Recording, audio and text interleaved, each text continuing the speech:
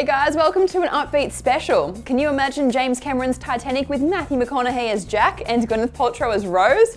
Or Sean Connery as Gandalf in the Lord of the Rings franchise? Today we're taking you through some of the biggest roles that were originally intended for other actors. Let's bring out the big guns. Space cowboy Han Solo provided Harrison Ford with the break he needed to turn from struggling actor and carpenter to big movie star. But this role was originally offered to a variety of actors because apparently George Lucas didn't want to use an actor he'd worked with before. Harrison Ford was Bob Falfa in Lucas's first hit American Graffiti. During an evening with Pacino in 2013, the legendary actor revealed films he'd turned down, one of which was Star Wars. Al Pacino claimed the role of Han Solo was his for the taking, but he didn't understand the script. Other candidates reportedly included Jack Nicholson, Chevy Chase, Bill Murray and Burt Reynolds.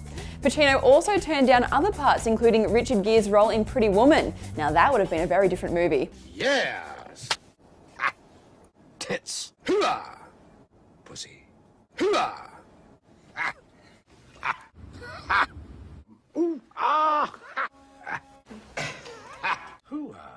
And speaking of Pretty Woman, The Breakfast Club's Molly Ringwald was offered the role of the prostitute Vivian under the film's original title, 3000. That sort of cash would have purchased a pretty decent moustache comb for Magnum PI's Tom Selleck, who was originally cast as Indiana Jones.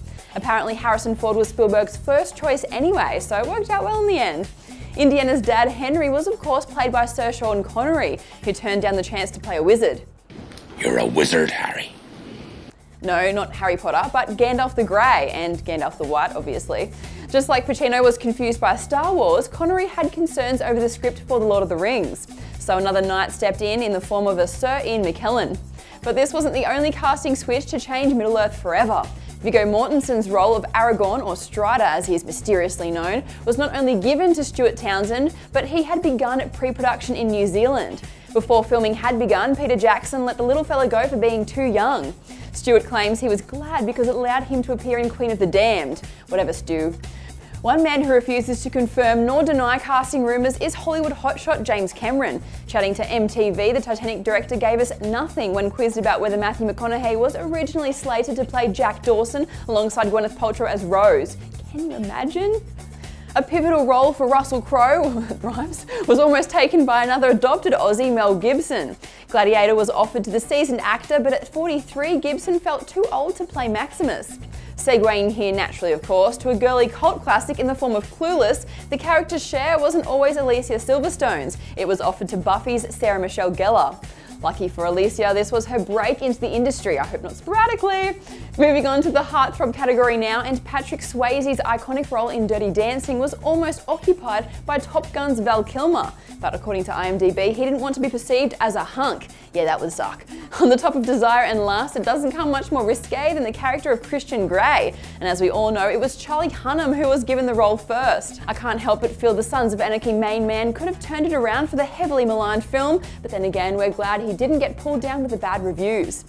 Will Smith decided against accepting the role of Neo in The Matrix, and that's because it was a difficult film to pitch. He just didn't see it and admits he would have messed it up due to not being smart enough as an actor at that stage in his life. Swinging to a couple of classics, the casting team behind Forrest Gump and Shawshank Redemption had a few tough decisions to make, and when John Travolta turned down the role of Forrest, he would regret not being able to deliver one of the most famous lines of all time. I gotta pee. No, not that one. My mom always said life was like a box of chocolates. You never know what you're gonna get. Tom Hanks delivered an incredible performance, earning him an Academy Award, Golden Globe and Screen Actors Guild Award. He was so busy with Forrest Gump that he had to turn down the role of Andy Dufresne in The Shawshank Redemption, a part played by Tim Robbins. Kevin Costner also turned down the role, only to star in Waterworld later that year. Oh Kev, what were you thinking? It's very hard to imagine another actor in these pivotal roles, but who's to say they wouldn't have pulled it off? Thanks for joining us on this special investigative episode of Upbeat. I'm Amy Jobson, bye for now.